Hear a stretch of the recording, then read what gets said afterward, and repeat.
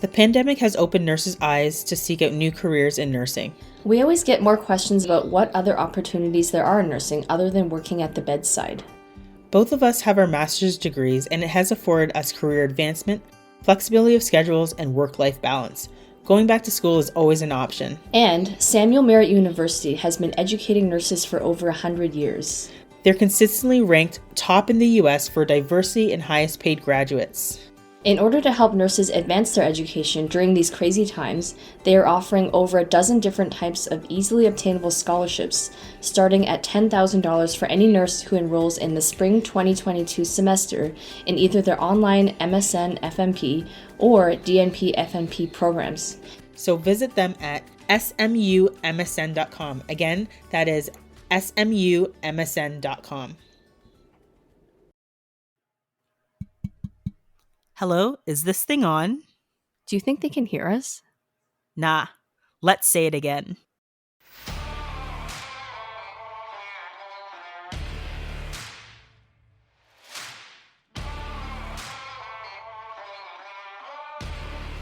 Hi, and welcome to the Gritty Nurse Podcast, an unfiltered discussion related to health and healthcare. My name is Amie. And my name is Sara. And we are your podcast hosts. If you're listening on Apple Podcasts, Spotify, Google, iHeartRadio, Amazon, or any other podcast listening platform, don't forget to subscribe so you can get updates to when we have our latest episodes. Also, don't forget to rate and review us. And if you like what you're hearing and you love our advocacy work, don't forget to go to www.grittynurse.com and click on the donate button. As little as $1 or $2 a month for a total of $12 a year will help us with our monthly podcast costs, such as website hosting, our hosting platform, audio equipment, and the time and energy it takes us to put out good quality episodes. We thank you and we appreciate you. Hi and welcome everyone. Thanks so much for joining us again today. We're going to keep it spooky because, it's still the Halloween season when you'll be listening to this. And we thought that we would take a little bit of a different turn. Instead of talking about horror stories, we're going to talk a little bit about death and dying and some of the ideas and tropes around like nurses in horror films and whatnot. So yeah, that's what we'll be talking about today. Yeah, I think this is a very timely topic because, of course, being in nursing, we deal with death and dying all the time, depending on where you work, of course. I think that it just shows the diversity of nursing where you could potentially be working in an area where you deal with death and dying daily, like if you work in palliative care, or maybe if you work in another area like maternal child, it might be something you see very rarely. And when you do see it, it's unexpected and it can be very emotional. And we just wanted to talk about, how nurses are portrayed in the media, on TV shows and movies, and how they do get it wrong a lot of times. A lot of the time. Yeah. Yeah. So just talking about that in the spirit of Halloween and that kind of thing. So Amie, why don't you start with our first topic? Yeah. So I think the first thing that we should hit off is, why do people find death so scary? And just like if I think about my own feelings surrounding death, I think it's because it's so final, right? And if I can recall my first time where I actually saw a patient die, it was quite traumatic for me, to be honest. Like I don't know how well they prepare you again in nursing school. I know that sounds really bad, but like I don't think that I fully was equipped to understand, being that person in the moment while this patient was dying. So for example, this was actually when I was doing a long-term care rotation, and it was an elderly gentleman. And I remember what made this situation so sad and so difficult was the fact that he had no family. So I was actually taking care of him for a long period of time. And because he was palliative, he didn't really talk very much. And I remember kind of going through the charts, like no contact with his children. Like I didn't know what the reason was. I wasn't trying to find out because at the end of the day, I just want to, do my job and make sure I was looking after this patient. And I remember when I walked into the room, he was having agonal breathing, and I was kind of like, oh my God, we need to call a code. And then it's just like, okay, it's dawning on me the fact that, this gentleman's dying and he doesn't have any loved ones to call. There is no one. And that role was going to be me. So I remember actually talking to my preceptor and she's like, yeah, just, go in there, be with him. And I was scared. Like I was terrified. And I remember just sitting in the room while he was having these agonal breaths. And I kind of walked over towards the bed and he kind of like gasped and like looked at me and was like super terrified. And then I think he kind of took his last breaths. And I was just like, if that's the way dying is, like that is horrifying. And I just Hmm. felt, one, I felt horrible for the patient because he didn't have anybody. At least I was there. But in his last few moments, he looked very scared, and it was scary from his end, I'm sure, and definitely scary for my end, because after that they're just like, all right, that's it, and they like threw a weight sheet over him and whisked him off to the morgue. And I was just like, oh my god, like 2 seconds ago he was there and now he's gone. And Hmm. I don't know, for me it was terrifying. I mean, since then, um I actually haven't really seen very many people die, particularly older people, because, and I think that's just the nature of our job. We're maternal child nurses, so typically Hmm. if we do see a patient dying, it's typically, and this really sucks, it typically is an infant that might need resuscitation. And then there are the really really horrible cases where there is a fetal demise, where there's a stillborn, and that again is a really really really difficult situation. And I guess we haven't talked about it this month, but we are aware that the month of October is perinatal awareness loss month. And again, just a really difficult time for anybody. But death is scary, and I think death is scary because people don't know what's beyond, if there is anything beyond that, when you close your eyes and you take your last breath. Yeah, Amy, you said so many things that resonate with me. And just thinking back to what I recall from nursing school, we had to watch a really emotional video about a terminal cancer patient who was dying of breast cancer, I believe, and went into a lot of emotional interviews where she's crying really hard on the camera. And I'm looking around to my classmates, they're crying just as hard. So I think that it was probably not the best video for us to be watching as student nurses who hadn't dealt with death and dying and really didn't know what we were getting into. I appreciate that they wanted to at least bring some of that element into our teaching. But just thinking back to death that I've dealt with, it has all been infants, unfortunately. So when I worked in NICU, when there was a neonatal death, we had to do a lot of things to prepare the body. So we had to take these molds of the baby's hands and feet. We had to, bathe the baby, dress the baby. Sometimes we would take pictures, work with the family, which is obviously really hard because it's so unexpected. And I think Right, yeah. the part about death that I feel like needs to be addressed is just managing expectations on not just for the family, but for the nurse involved, right? Like, was this death expected or was it unexpected? How old was the patient? Because I think that really affects how you feel as well about the situation, whether it's a 3-year-old, a 30-year-old, a 90-year-old, it changes how you feel about it altogether. And I think it's just about what you do to deal with it. Like, how do you prepare yourself? What are your personal beliefs around death and dying, and what have you experienced in your personal life? I think that all plays into how you feel and how you react to situations. Yeah, no, I agree. And I think, just kind of going back to what you said, like for the most part, our experiences have really been infants and neonates. But I kind of want to bring in a little bit about my mom's stories, and just with, I don't know, like it's kind of a weird thing that my mom has, where she is, I don't want to say she is like the angel of death. That sounds really effed up. But just, she's had some really, really tough experiences with death with both of my grandparents. So I don't know how it ended up happening, but she ended up really literally being the person with both my grandfather and my grandmother at their most, difficult time. So again, when my grandfather was dying in Brampton at the Peel Hospital, Peel Memorial, so not the current hospital now, she was the one that was holding his hand while he took his last breath. We were all around, but he specifically requested my mom. Oh, wow. And then again with my grandmother, which was even more messed up. Actually, I just had my twins, and my grandmother had asked my mom to come out to Florida because she just said she wasn't feeling well. So my mom had flown out to Florida to be with her, and she had asked me, she's like, "Are you sure you want me to go?" And I'm like, "You know what? If grandma's calling you to go, like just go. Like I'm here, Jordan's here. I'll have whatever support I have to have." And I remember kind of contemplating, even, I think my twins were around 3 or 4 months at the time. I was contemplating even leaving them to go out to see her. My grandma, I think the day she was going to be discharged, they checked her out. They said she had a clean bill of health. There was nothing else they could do with her for her. They had noticed that she had some clots in her legs, but they said that they had put a stent in and everything should be fine. And as my mom was walking her down the hallway of the hospital for discharge, my grandma had a massive PE. No way.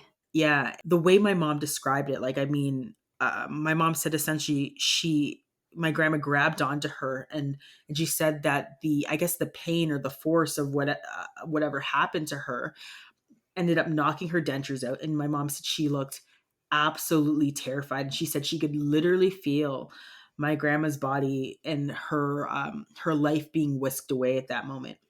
Oh my god. My mom, that was traumatic and terrifying and a really horrible experience. But again, like I was saying at the beginning with this other gentleman, just that these last moments for some individuals, and even just the way my mom and like had to deal with that was really, really terrifying. And I think, I mean, I know my mom's a strong person. She'd identify herself as a strong person, but whenever I hear her talk about my grandmother's death or my grandpa's death, particularly my grandmother's death, she talks about it in a way that it's fearful, because she was the one there with those last moments. And again, I just think that it's so final. We don't know. We don't know if they're in pain. I think we make these assumptions, and for the most part, we Mhm. have Mhm. medications that we say that makes them feel comfortable at that time. But I think for my grandma, in terms of my mom's experience, she said it didn't look like it was painless, even though I think it happened rather quickly.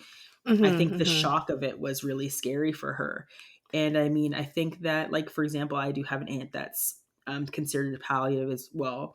And my mom's there, always taking care of her, always looking out for her. And I get scared for my mom, because I'm just like, how much more of this can you take? But again, like, think about nurses who work in palliative care, nurses that work in these areas or COVID units that see death and dying all the time. I mean, how do they Mhm. manage it? Maybe what do you think? How do nurses tend to deal with death and dying?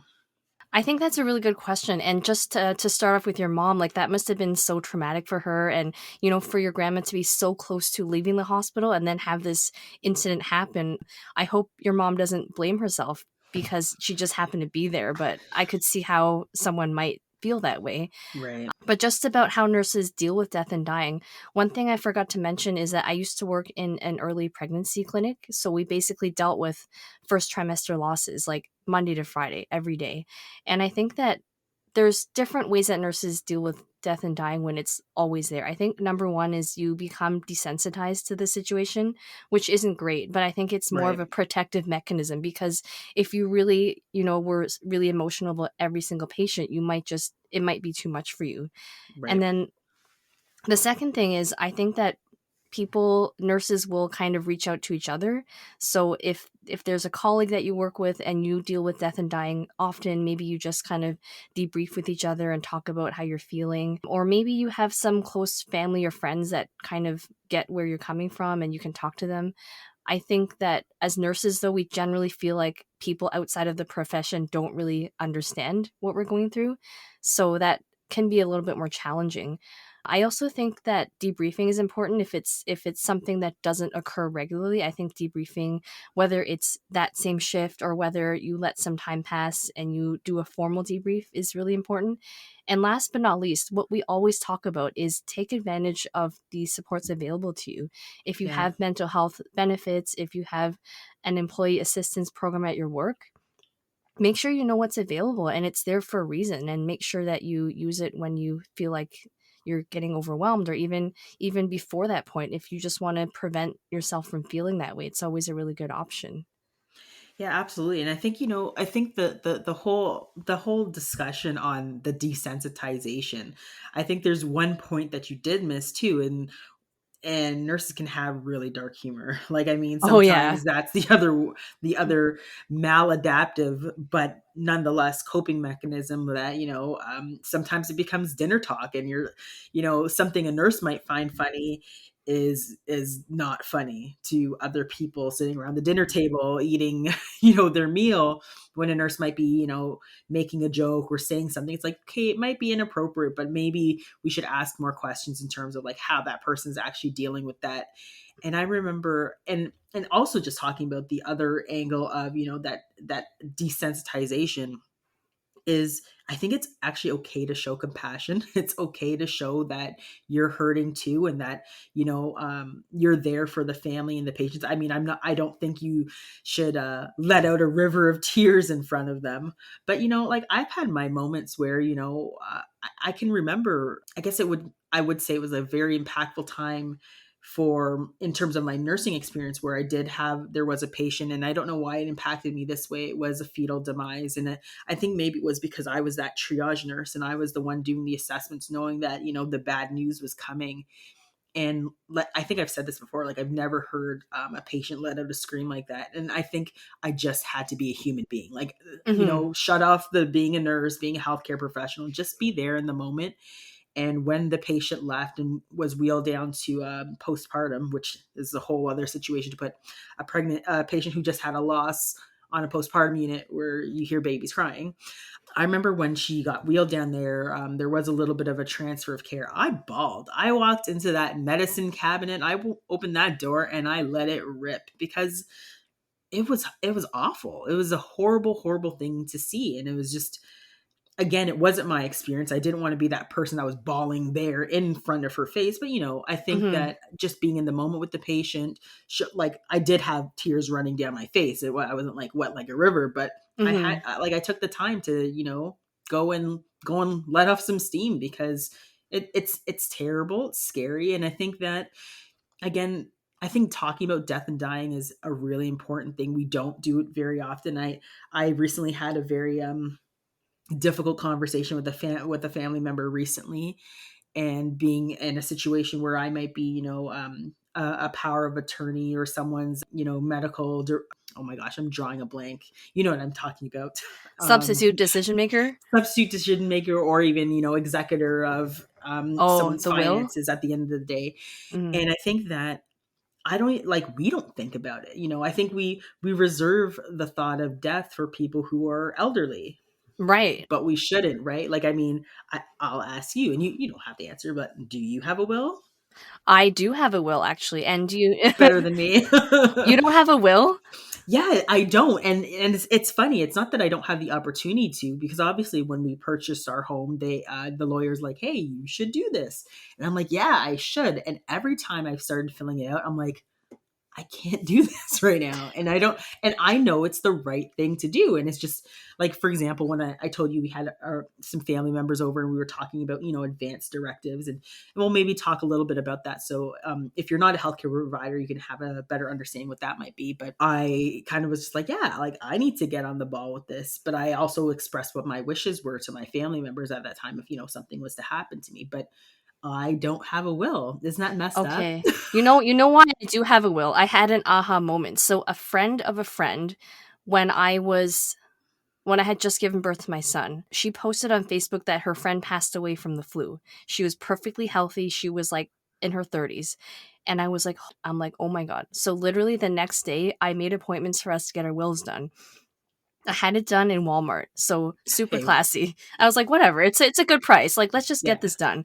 So we got our wills done, and we didn't prepare anything. So they're like, who do you want to take care of your son if something happens to both of you? So we had to think about that in the moment, but I'm glad we did it and got it over with, because if we didn't have a will and something, God forbid, happen to both of us, like, what's going to happen, right?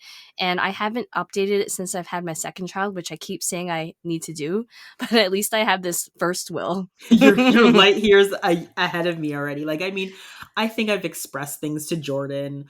He's expressed things to me, but we don't have anything concretely written. And I think that is for us the next step. I mean, I Hmm. I hate sitting and thinking about, like, okay, if I wasn't here, Jordan wasn't here, who would look after our kids? And I think it's just again, it's just that whole thought of everything being so final, not knowing what really happens. Is there life after death? Is there not? And I think that obviously Mhm. depending on your beliefs, but it's just I feel it's so final, and I know I need to like whip my ass into shape and get it done and get it over. Now that I know this about you, Amy, I'm not gonna let this Oh go. no.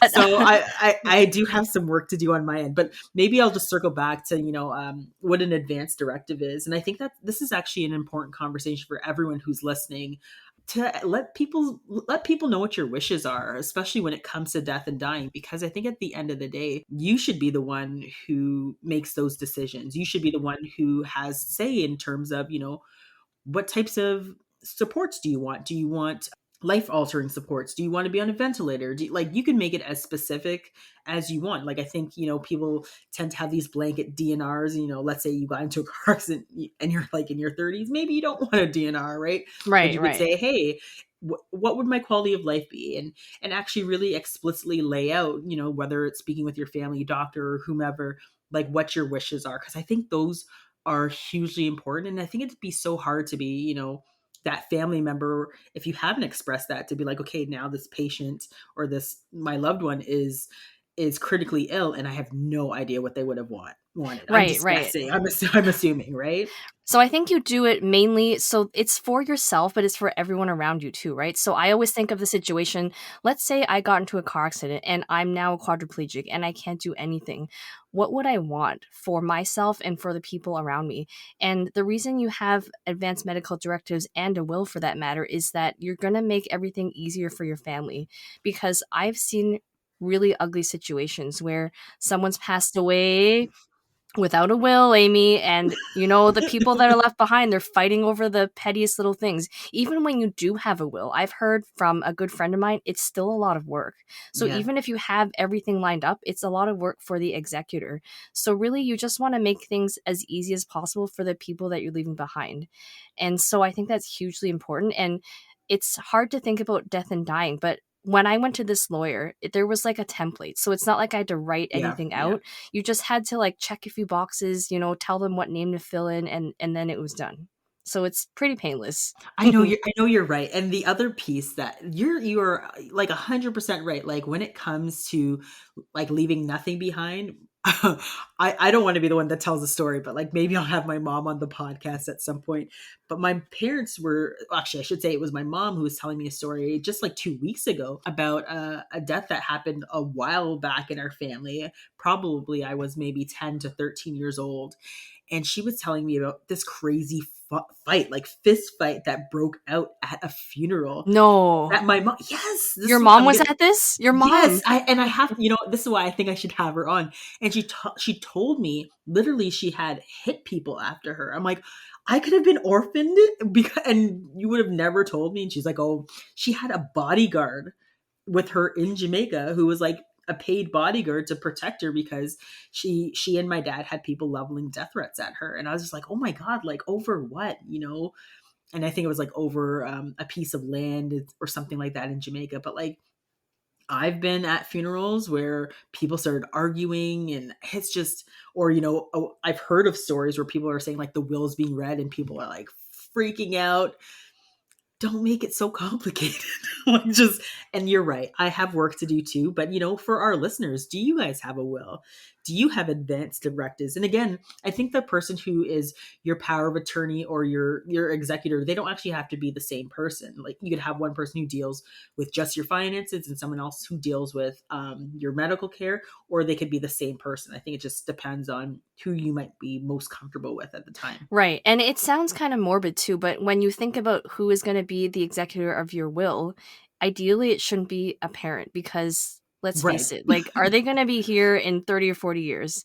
So you need to think about someone that's your age or younger. And these are hard conversations to have, but again, just getting something out there is better than having nothing at all. I would hate to see anybody, pass away and then whatever little is left has been fought over, and then all that money goes to lawyers because they can't figure out who it goes to. Yeah, that's super messed up. I think from our medical standpoint, because I think when it comes to us, we're kind of more looking towards who's the substitution decision maker, who's the person making the decision, who is the power of attorney. And again, I think as healthcare providers, our job is to make sure that one, we are fulfilling what we believe would be this person's wishes if there are no wishes expressed, and then two, to bring people together to have a collaborative discussion. I think those situations where you have a palliative patient, we know that the trajectory is going to be death. You need to sit people in a room and be like, hey, we need to do this. And I think at least you can mitigate some of the fallout if you sit down and have a conversation with people, knowing that what's going to happen. That's kind of like my thoughts in terms of some of the work that needs to be done in terms of understanding death and dying, and just how nurses overall cope with death. And I think I'd say that overall nurses do a pretty good job. I think it's stressful. I don't think that there's any person that would sit there and be like, yeah, this is easy, this is great. Definitely not the case. And it's just not an easy situation, and we just have to do our best. Absolutely. And I think there's some strategies that we can use to deal with death and dying when you are feeling like this is not going well, or let's say this is the first death you've had. I think the first thing is to recognize that death is inevitable. So whether or not you expected it, whether or not it was expected in general, it's just a part of life. And I think the other thing is, even though it's not your family member, it's your patient, just give yourself that time to grieve, because you're human after all. And depending on how the patient passed away, it might touch a nerve with you. So if this was a patient that had a miscarriage and you've had one as well, that might really trigger something in you, and that's Yeah. okay. Communicate with your family members about how you're feeling, even if they may not really get it. At least they understand that you had a hard day, your patient passed away, and you just need that time to yourself or whatever. Like I said before, talk with your colleagues. It's always helpful if there's someone more experienced that has gone through this before, or someone that you really look up to. Just, say, hey, how are you doing? How have you dealt with this in the past? Because I'm really feeling overwhelmed about, this patient that passed away. If you can even just take some time to yourself, get outdoors, go for a walk, take a bath, just something to just get your mind off it. And you don't have to always look for a reason. So I know as nurses, as mothers, as women, we tend to look at ourselves and think, if I just done this or I'd done that, maybe things would be different. So I think it's important to know that you probably did your best, and you just happen to be there because of the nature of our job. So somebody was going to be that patient's nurse, and that somebody happened to be you. And Right. also, try not to dwell on grief, because I think that if you let it eat away at you, it's really just going to make things worse. So do some of the things we talked about in terms of finding someone supportive to reach out to. I think that's really important. And the last thing that I just wanted to mention is just your comfort level about death and dying. I did find a study that said younger nurses under the age of 30 consistently reported stronger fear of death and more negative attitudes towards end of life patient care. And that just might be where you are in terms of life experience. You just haven't had a lot of that exposure yet. And Right. it's okay. Like, I think we all kind of grow and learn as we get more experience in nursing. Yeah. And the one last piece that I want to add specifically to for healthcare providers, so nurses, physicians, allied health, whoever might be encountering a patient and family, take that time to be compassionate, okay? I was actually at just recently at a McMaster retreat where they were talking about compassion, and they were talking about how healthcare providers are really sucking at compassion right now. And they were saying it takes 40 seconds or less to be compassionate, to just say, and to show empathy, to just, I think there was like an illustration where, the person was down in the pit feeling really low, and you could have been that person shouting down, like looking down, like, hey, that sucks. No, that's sympathy. They know that their situation sucks, but it might be just, coming down, being on the same level with them and be like, hey, I'm here with you. I know this is Yeah. hard. Right. And I think that there's a lot of burnout. There's a lot of compassion fatigue with COVID-19 and various different things that have been happening over the last 18 months. But please, please, please take that 40 seconds or less to put yourself in that other person's shoes, and to know that they're going through something that's very, very difficult. Just Hmm. like, just please don't be an asshole. Show some Yeah. compassion. I mean, I think at the end of the day, we all got into this profession for a reason, and I think that reason is to, one, yes, we want to see better health care outcomes, but it's because we genuinely care. We want to see that, we're providing the best care and the best resources we can to patients and families. And showing compassion and empathy is hugely, hugely important. And I think some way along the way in our journeys, we've lost the ability to be more compassionate. And I think it's time to turn that back around and make sure that we're showing that compassion to Mhm. our patients and families. Yeah, and if you don't know what to say, just keep it really simple. Just say, I'm so sorry this happened to you. Sometimes I think nurses, or not just nurses, but people in healthcare, they try to smooth things over. At least Yes. at least they weren't in pain. At least they were only X number of years old. And the worst thing that you can say to a mother who's just lost a baby is, at least you can try to have another one. Yeah, at least statements are the worst. Don't, never. And you can literally say, I'm sorry, like, I don't know what to say. That is okay too. Be in the moment with your patient and try not to judge them or trivialize what's happened to them. Even saying that you don't know what to say is better than Absolutely. saying some of those other things. Yeah. Yeah. Even just a, is there something I could do for you in this moment? It could be just, like, hey, I just need 5 minutes. I need a glass of water. Like, just asking that, they're not going to ask you for money out of your wallet. Like, I think at that moment, that even just hearing that, they'll know that you actually care about them, and you cared about their family member and their loved one. So let's try to pepper some compassion and empathy back into our care. So, and I think also what they said was, there was a study that was done. They were saying that the more compassionate the care providers are, there's actually like a feedback loop, or like not a loop, but a feedback of, I guess, dopamine that happens within the care provider that reduces their burnout, reduces, compassion fatigue, because showing compassion also, gives you something back as a healthcare provider. So other things to think about, as opposed to, just walking out of the room and not being compassionate and being awful. Don't do that. Absolutely. Wise words, Amy. So before we hand off onto, we've talked more about the more serious aspect. Let's talk a little bit about the, like, scary parts, in terms of, nurses' roles in, when it comes to death and dying in media. Oh my God, we are always the bad guys. We are always the deadites. It's true, right? Like, Oh, when it's so true. Like, honestly, I watched Nurse Ratched on Netflix recently, and I was traumatized by it. It was bad. Did you watch it? I watched bits and parts, and it fell off for me because I was just kind of like, you know what? I think this is kind of giving nurses a bad rap. Like, I think Kinda. It's so messed up. It's so messed up. I watched the whole thing, and I had nightmares about some of the episodes. I'm not gonna get into the gory details, Sarah. but I had nightmares because it's so messed up. But yeah, like, honestly, when I was Googling today, I was like, okay, let me just see, nurses in horror movies, physicians in horror movies. I'm sorry, my physician colleagues, you're gonna get it today. No, you're not. But essentially, like, physicians tend to be, they might be the one, like, a part of the role where, an evil spirit or something has been conjured up, but they never really themselves turn into this evil entity. They're never the ones that are, walking around wielding a knife and being like this evil doctor, demon doctor type thing.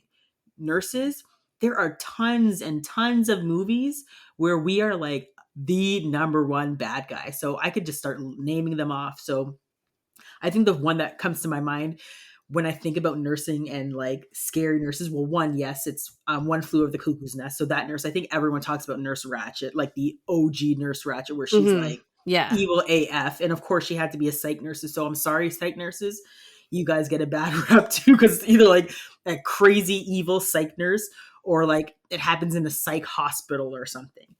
And then the other one that comes to my mind, have you seen the movie Misery? No. Oh my gosh, what's wrong with you? Okay, I gotta add that to my list. Now you're gonna have to watch this with me. So the other nurse that comes to my mind is Misery. So I think that movie. So essentially, there's like an author. It's a Stephen King movie. There's like this great author. He goes out to the woods to write a book. He gets injured, and this nurse decides to. She's also like a fan of his work, and she decides to take care of him. But she's like cray cray. Mm, But yeah, like, just every time nurses were like zombies. I think if I think about Silent Hill, we were like okay. zombified nurses, just always evil. And why does it have to be us? This is like going back to what I say about how we need to be more present in the media, because when we're not, people just write crazy stuff about us. We never get to be the hero. We're always like the bad guy or the one who turns or the supporting character. This has to change. Okay, we need a nurse horror movie that portrays us as a hero. Like, we're the Right, ones why that are can't we be the slaying. badasses? Why can't we slay the zombies or the monsters or Right? the ghosts, right? Pick me, pick me.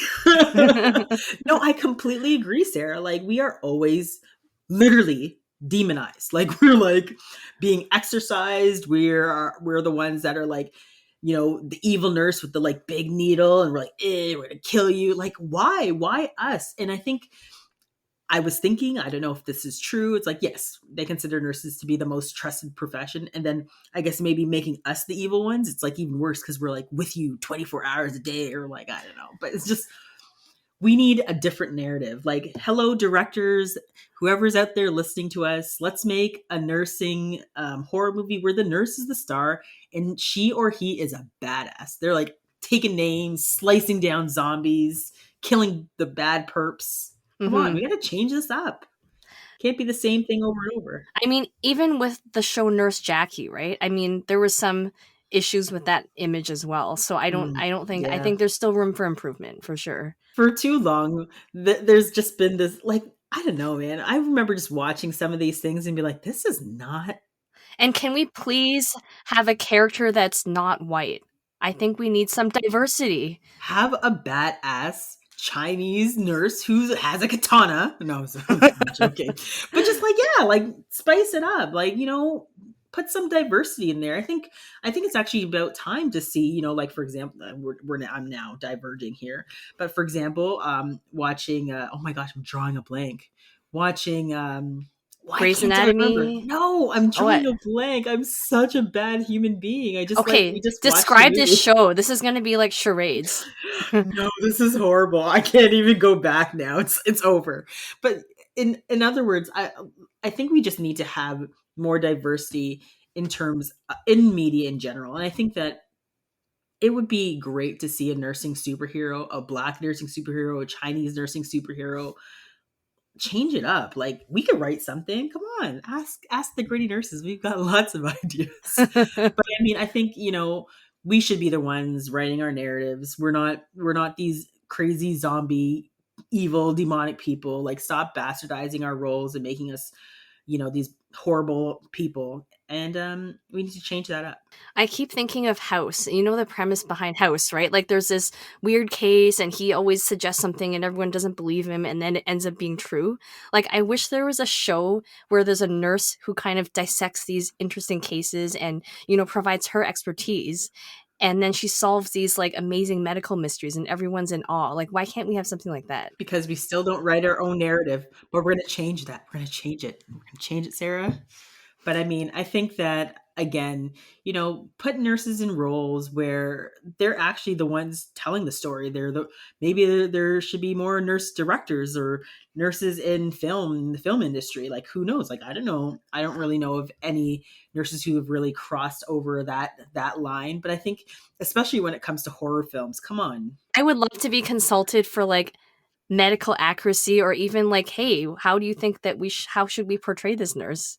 And then we would throw Right? them a whole No, bunch of ideas. I agree. I agree. But I mean, I think long story short, what we're trying to say is, hey, horror film industry, nurses are awesome. Try not to kill us off every time you get a chance. And, make us the hero for once. Why not? Instead of making us a deadite. Because, we're kind of awesome. So I think if we are going to wrap up this episode, we just wanted to dedicate this episode to Dr. Nadia Chaudhri. A lot of you may have heard of her. She was a very well-known doctor who recently passed away from ovarian cancer. She shared her story on Twitter. I was really moved by it. I'm going to be honest. I was reading her whole story on a Saturday morning and I'm crying. And I've never met her. I've never interacted with her. She just was so inspiring because she really advocated for better awareness of women's cancers, particularly ovarian cancer. And she really chronicled her history about how long she was experiencing symptoms, was misdiagnosed, and it turned into a months-long ordeal. So by the time she was diagnosed, she was basically stage 4. And Yeah. during the time she was in the hospital, she was doing a fundraiser where she would walk up and down the hall every day she was able to. She called it the Nadia Shuffle. Yeah, it was really inspiring, and she shared stories about how she told her son, who's my son's age, that she was dying, and that was really hard for me to read because I feel like that could have Mhm. been me. So we wanted to dedicate this episode to her in her memory and just make sure that we talk more about these symptoms when we experience them and really advocate for ourselves. Yeah, and I think she kind of really, for me too, kind of epitomized that fear that people have surrounding death. She made death not scary. She really, I don't know if it would be saying like died gracefully, died with grit. I don't know. Like I don't know what the right words would be, but she really took this path and took us all on this journey with her. And it was beautiful. And I think if I could have a measure, a moniker of that courage and strength that she showed right up until the end, I think it would make me just marginally a better person. Like I think she was very, very, very amazing. She was a very amazing woman, and I think that was a huge lesson to all of us to show, that even in the face of death, you can show compassion. You can. I think she fundraised as well, so she fundraised for neuroscience. Even in death, she was still changing the world, and I think that is beyond amazing. And I'm thankful for her story and her family, and I wish them the best. I think she continued to say that, her children were her moon and her stars, or her spouse and her Sun and her son. moon, I think.